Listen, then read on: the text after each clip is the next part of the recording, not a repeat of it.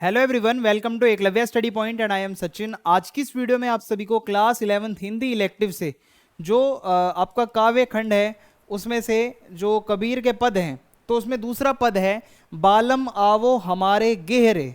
तो ये कबीर ने लिखा है और इसकी आसान व्याख्या आपको करवाने वाला हूँ और इसके फ्री पीडीएफ नोट्स भी आप सभी को प्रोवाइड करवा दिए जाएंगे। तो चलिए फिर वीडियो को आगे बढ़ाते हैं। अगर आपको कुछ पूछना है या आपका कोई भी डाउट हो तो आप इंस्टाग्राम पे मुझे मैसेज करके पूछ सकते हैं। यूज़र नेम आप सभी के सामने दिया हुआ है। और अगर आपको हमारे फ्री पीडीएफ नोट्स डाउनलोड करने हो तो उसके लिए आप हमारा टेलीग्राम चैनल ज्वाइन कर सकते हो। उसके लिए आपको टेलीग्राम ऐप डाउनलोड करना है और टेलीग्राम पे आपको सर्च मारना है क्लास 11 ESP। ठीक है, यहाँ पे हम जल्द से जल्द अपने नोट्स जो हैं वो अपलोड कर देंगे। तो संत कबीर का जो पद नंबर 2 है, बालम आवो हमारे गेहरे, आज इसकी व्याख्या हम करने जा रहे हैं। तो देखते हैं कि इसमें क्या लिखा है।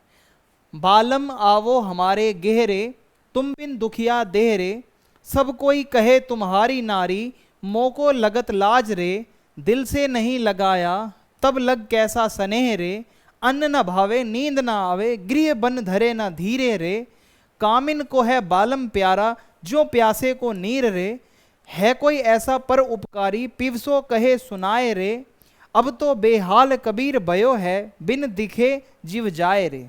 तो ये पूरा का पूरा पद था जो मैंने पढ़ा। अब इसकी आसान व्याख्या समझेंगे। उससे पहले प्रसंग आपको समझा देता हूँ। संदर्भ तो आप सेम लिख सकते हो, ठीक है। कवि का नाम संत कबीर है और पुस्तक आपकी वही अंतरा भाग 1, ठीक है। तो प्रसंग ये रहेगा कि प्रस्तुत पद में कबीर दास जी ईश्वर को प्रियतम और स्वयं को प्रियतमा मान रहे हैं। प्रियतम यानी कि लवर, समझ लो मेल वाला, और प्रियतमा यानी कि लवर हो गया फीमेल वाला, ठीक है। तो वो समझ लो ईश्वर को खुद को अपना लवर समझते हैं और खुद को ईश्वर की प्रियतमा समझते हैं, यानी कि फीमेल लवर समझते हैं। तो ईश्वर का आवाहन कर रहे हैं, ईश्वर को बुला रहे हैं। आवाहन मीन्स किसी को बुला रहे हैं। तो वो कहते हैं कि ईश्वर खुद आकर उनके हृदय की व्याकुलता को शांत करें। जो दिल में दर्द है, जो ये मतलब जो एक व्याकुल हो रखा है उनका मन कि हाँ भाई मुझे बस मिलना ही है, ये शांत नहीं हो रहा मन, तो मन शांत करें। क्योंकि कबीरदास अपने प्रियतम, अपना प्रियतम कौन है कबीरदास जी का? ईश्वर है जो। तो ईश्वर से मिले बिना बेहाल हो चुके हैं। अब कबीरदास ये चाहते हैं, यानी कि वो खुद को ईश्वर को, मतलब ईश्वर को अपना प्रेमी और खुद को ईश्वर की प्रेमिका मान रहे हैं। ओके, सो अब वो अपने प्रेमी मीन्स ईश्वर से मिलना चाहते हैं। तो व्याख्या कुछ ऐसे है कि आत्मा परमात्मा से कह रही हो कि हे प्रिय, आप हमारे शरीर रूपी घर में आइए, अर्थात हमारी आत्मा में निवास करो। यानी कि जो हमारी आत्मा है वो कबीर खुद को ये कहता है कि मेरी जो आत्मा है वो परमात्मा से मिलना चाहती है, ठीक है। और कहती है कि परमात्मा आप आओ, मेरे शरीर में निवास करो, मेरी आत्मा आपके बिना दुखी है। यानी कि कबीर अपनी आत्मा को परमात्मा से मिलन करवाना चाहते हैं, परमात्मा रूपी अपने प्रेमी से मिलना चाहते हैं। और आगे बढ़ते हैं। कबीर दास जी कहते हैं कि आत्मा परमात्मा की पत्नी है, समझ रहे हो, यानी कि पत्नी या फिर प्रेमिका। जो कबीर की आत्मा है वो कह रहे हैं कि मेरी आत्मा तो ईश्वर की यानी कि परमात्मा की पत्नी है, किंतु आत्मा को जब परमात्मा का प्रेम या सामीप्य नहीं मिलता, या पत्नी रूपी आत्मा को पति रूपी परमात्मा का प्यार नहीं मिलता, तो वह लज्जित होती है।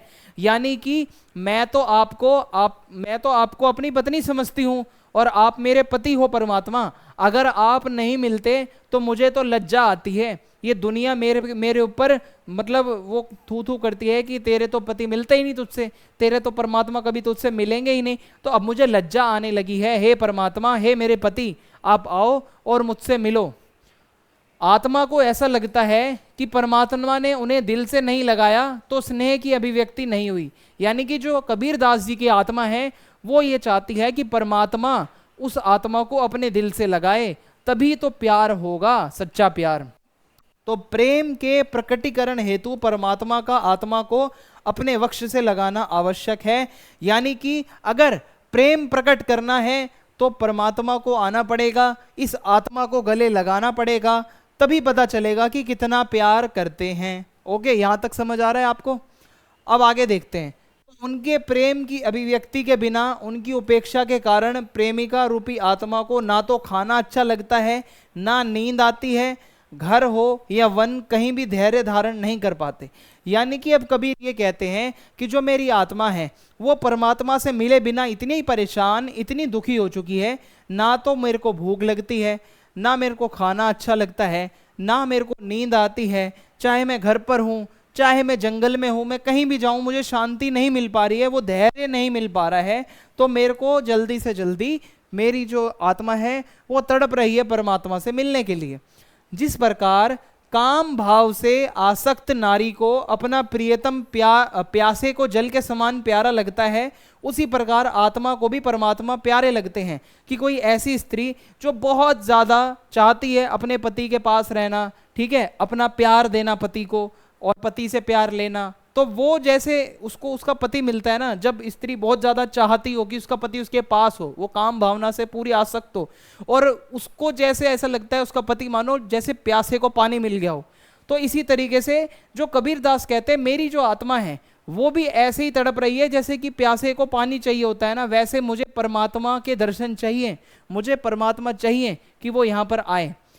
तो कबीर दास जी कह रहे हैं कि ऐसा कोई परोपकारी है जो उनके पति या फिर जो परमेश्वर परमात्मा है उनको जो जाकर कबीर दास की जो हालत है, जो कबीर दास की आत्मा की हालत हो चुकी है, उसका विवरण दे दे, उसके बारे में बता दे कि वे परमात्मा के वियोग में, वियोग का मतलब होता है अलग होना, संयोग का मतलब होता है मिलना, तो वियोग के बारे में जाकर बताओ परमात्मा को कि ये जो तुम्हारी आत्मा है, ये जो कबीर दास की आत्मा है, ये उन्हें देखे बिना, उनसे मिले बिना जीवित नहीं रह पाएगी, ये आत्मा मर जाएगी। ये जो कबीर दास है इसका हाल खराब हो रहा है और आप परमेश्वर ईश्वर जल्दी से जल्दी आओ और मुझसे मिलो।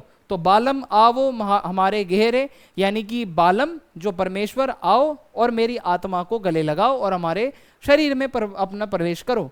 अगर वीडियो अच्छी लगी है तो चैनल को सब्सक्राइब करना ना भूलें, वीडियो को लाइक कर दें, कमेंट बॉक्स में आप अपना फीडबैक लिख सकते हो, अपने दोस्तों के साथ वीडियो को शेयर करना ना भूलें। जय हिंद, जय भारत, मिलते हैं नेक्स्ट वीडियो में।